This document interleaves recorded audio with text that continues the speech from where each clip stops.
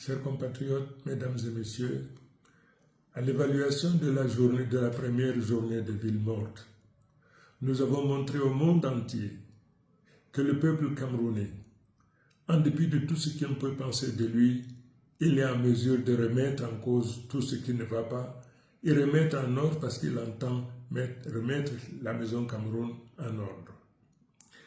Je voudrais donc rappeler à mes compatriotes que rien de grand n'a jamais été construit nulle part sans sacrifice.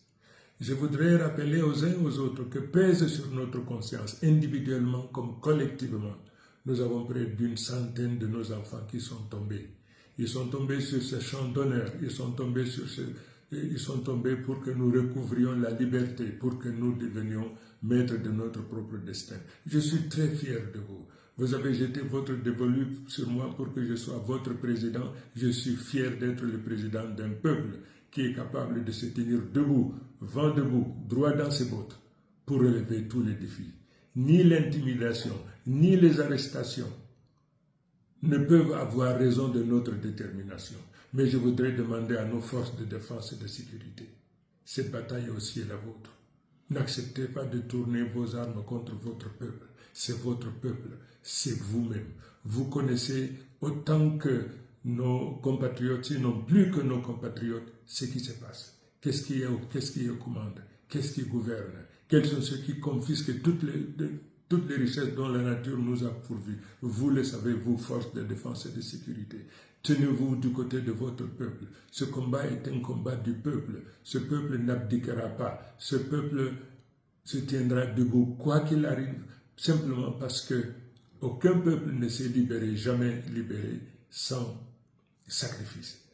Je suis persuadé que le compte à rebours de ceux qui sont aujourd'hui encore aux affaires est déclenché par notre persistance, par notre esprit de sacrifice. Nous y arriverons.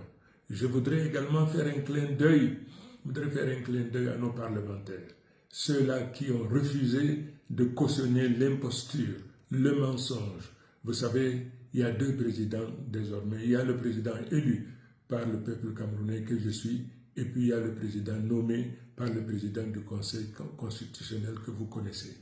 Aujourd'hui que le peuple a pris son destin, il faudrait qu'il comprenne, quoi qu'il arrive, ils finiront par partir, parce que le peuple souverain qui a pris son destin fera tout pour qu'il en soit ainsi. Je vous remercie. Dans tous les deux camps, personne ne veut lâcher prise. Paul Biya se dit déterminé comme jamais de continuer de vous servir. Même si vous ne voulez pas, il se dit déterminé de vous servir, même si c'est par force.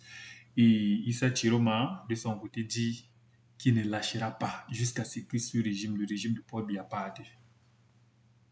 Est-ce que vous pensez qu'il va vraiment réussir à faire partie de ce régime qui est ancré, donc un régime qui s'est implanté jusqu'à la racine au Cameroun? Tous les ministres, c'est pour Paul Biya. Tous les délégués régionaux, tous les gouverneurs, tous les militaires, toute la police, tout ça, c'est pour Paul Biya. Est-ce que Issa Chiroma va réussir à descendre ce régime? Quand il dit qu'il ne va pas se reposer jusqu'à ce qu'il soit parti là, moi je me demande, il compte une fois de plus sur quoi? On a déjà fait la manifestation, et actuellement on est sur la ville morte, on voit que rien presque ne change. Il est bien, ça allait faire bouger là-bas, ça allait faire bouger au pouvoir, ça allait faire bouger surtout cette affaire de ville morte. Apparemment, les villes mortes même les dérangent même plus que les manifestations, parce qu'ils ont déployé tout. Les gouverneurs sont dit, oh les gars, est-ce que vous avez déjà vu un gouverneur aussi humble? Regardez vous-même l'image.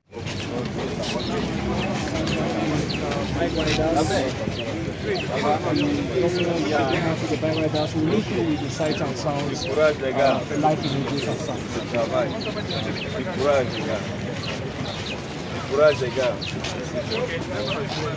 Courage. Quoi? Après, hein? Votre activité reprend normalement. Hein? Regarde,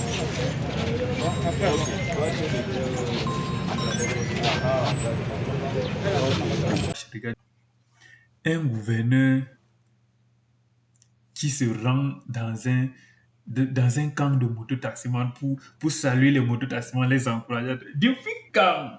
Depuis quand? Ça veut dire que le pays est en train de devenir bien. Les gouverneurs sont humbles. Les gouverneurs maintenant sont proches du peuple, du bas peuple. Waouh! Bravo, bravo, bravo, bravo. Et quelque chose, Issa Chiro m'a dit que désormais il y a 2 présidents.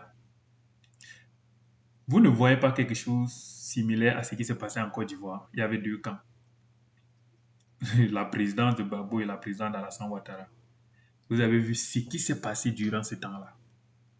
On n'est pas encore à ce niveau. Cherchez à résoudre le problème avant que ça n'arrive peut-être à ce niveau. Issa Chiro m'a dit qu'il y a 2 présidents désormais au Cameroun. Un président élu qu'il est, que Issa Chiroma est, et un président nommé. Donc Paul Biya, actuellement, est président nommé par le Conseil constitutionnel. Dites-moi ce que vous pensez de ces propos, les amis. Si c'est étant dit, c'était juste un petit update. On se voit à la prochaine vidéo, les gars. Ciao!